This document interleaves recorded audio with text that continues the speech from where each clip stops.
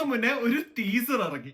എജ്ജാതി നസ്ലിൻ നായകനായി എത്തുന്ന Mollywood ടൈംസിന്റെ ടീസറാണിത്. June 5-നാണ് പടം റിലീസ് ചെയ്യുന്നത്. ഇതൊരു ജേക്സ് ബിജോയ് മ്യൂസിക്കൽ ഒക്കെയാണ്. മലയാള സിനിമ രക്ഷിക്കാൻ ഇറങ്ങിത്തിരിക്കുന്ന ഒരു പയ്യൻ. മലയാള സിനിമ കണ്ട ഗ്രേറ്റസ്റ്റ് ഹൊറർ ഫിലിം ഡയറക്ടർ ആണെന്നൊക്കെ നസ്ലിന്റെ ക്യാരക്ടർ ഈ ടീസറിൽ പറയുന്നുണ്ട്. ഈ ടീസറിൽ കാണിച്ച ചില സീക്വൻസ് കണ്ട് ഐ എം ലൈക്ക് എന്തായാലും ഈ സിനിമ തിയേറ്ററിൽ തന്നെ കണ്ടിരിക്കും. ഈ സിനിമയുടെ മെയിൻ ഹൈലൈറ്റ് എന്താണെന്നറിയോ?